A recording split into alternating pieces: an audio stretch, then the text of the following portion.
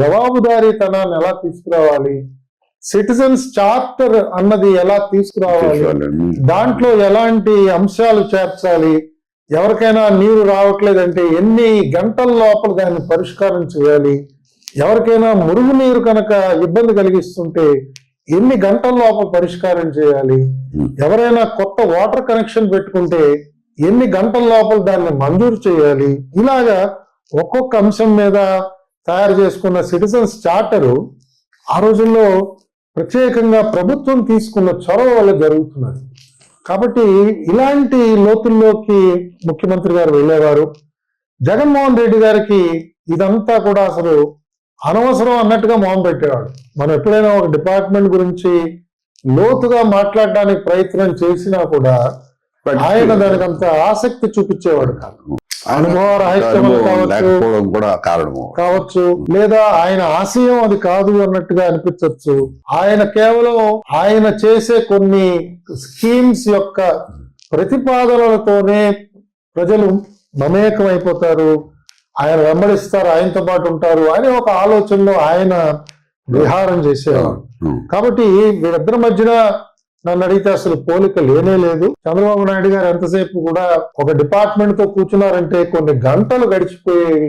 ఆ రకంగా చాలా సీరియస్ గా వర్క్ ని అప్రోచ్ అవడం, ఒక్కొక్క డిపార్ట్మెంట్ ని కూడా ఎలాంటి రిఫార్మ్స్ తీసుకురావాలి అని ఆ రోజుల్లో హైదరాబాద్ మెట్రో వాటర్ బోర్డు లో విశేషమైన రిఫార్మ్స్ తీసుకొచ్చాం. అది ఏ స్థాయికి వెళ్ళాయంటే ప్రపంచ బ్యాంకు ఎవరు దేశంలో వాటర్ స్టడీస్ చేద్దాం అనుకున్నా, వాటర్ సెక్టర్ ని చూద్దాం అనుకున్నా వాళ్ళని హైదరాబాద్ పంపించాడు. అది ఆ రోజుల్లో World Bank vice president Gautam Kazi అని చెప్పి ఆయన కూడా వచ్చాడు. ఆయన వచ్చి చాలా సమయం మెట్రో బోర్డు లో గడిపారు. జల్ బోర్డు, ఢిల్లీ జల్ బోర్డు ఆ రోజుల్లో ప్రాజెక్ట్స్ తయారు చేస్తుంటే ఆ జల్ బోర్డు వాళ్ళందరినీ కూడా హైదరాబాద్ కి తీసుకొచ్చి వరల్డ్ బ్యాంక్ వాళ్ళు మా స్టాఫ్ అందరితో కూడా ఇంటరాక్ట్ చేయించారు.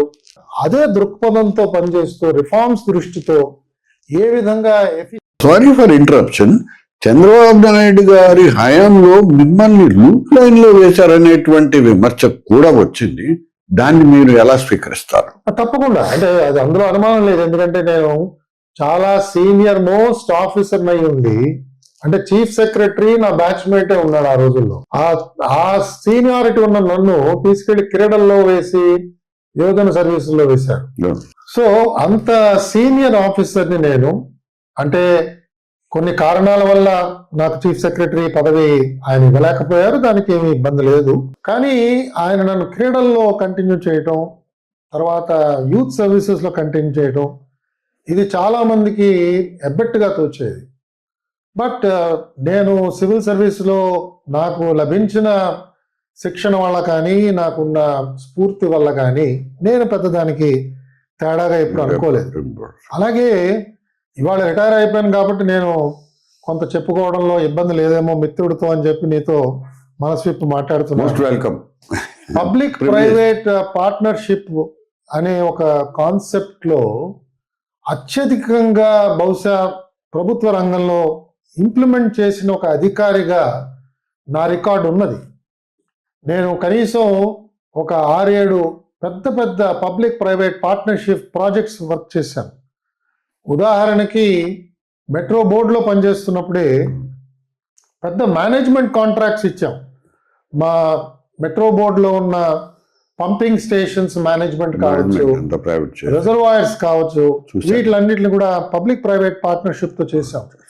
తర్వాత స్పోర్ట్స్ లో వచ్చినప్పుడు మన దేశంలో ఎక్కడా కూడా sports village private sector participation తో చేయలేదు. Your biggest contribution is Gachibowli stadium. Gachibowli stadiums అనుకున్న సమయానికి పూర్తి చేశాం.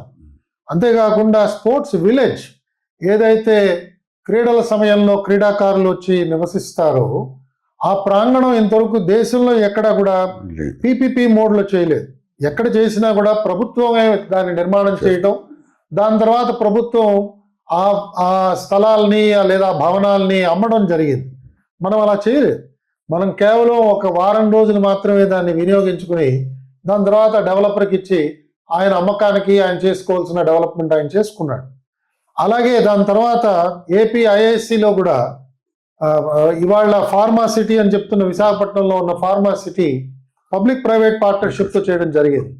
కాబట్టి ఈ రకంగా ఆలోచన చేస్తూ పోతే చాలా పబ్లిక్ ప్రైవేట్ పార్ట్నర్షిప్ ప్రోగ్రామ్స్ని వాటిని ఆలోచన చేయటం, అమలు చేసిన తర్వాత దాంట్లో ఎక్కడ కూడా చెడు రిమార్క్స్ ఎక్కడ రాలేదు.